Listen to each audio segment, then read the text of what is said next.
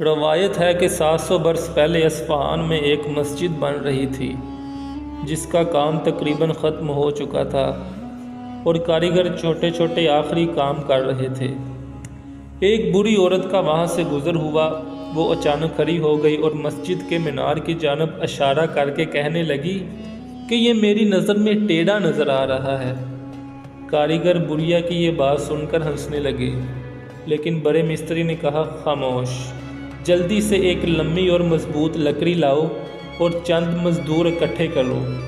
جب کچھ مزدور لکڑی لے آئے تو مستری نے کہا کہ اب اس کو مینار کے ساتھ لگاؤ اور دھکا دو، اور سارا وقت مستری اس ضعیف خاتون سے پوچھ رہا تھا کہ اب مینار سیدھا ہوا کہ نہیں۔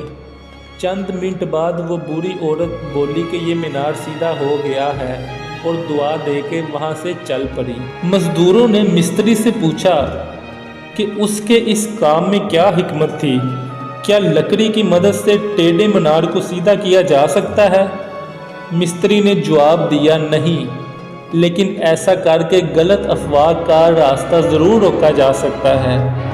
اگر یہ بڑھیا چلی جاتی اور غلطی سے کچھ لوگوں کو کہہ دیتی کہ یہ مینار ٹیڑھا بنا ہے اور یہ افواہ پھیل جاتی تو پھر لوگوں کی نظر میں یہ مینار ہمیشہ ٹیڑھا ہی رہتا ہے۔ لیکن میں نے ایک لکڑی اور کچھ دھکوں کی مدد سے اس مینار کو ہمیشہ کے لیے سیدھا کر لیا ہے۔ اسی لیے کہتے ہیں، افواہ سے ڈریں، اگر بر وقت کسی طریقے سے اس کا سدباب کر لیں تو آپ کی زندگی کا مینار ہمیشہ سیدھا رہے گا۔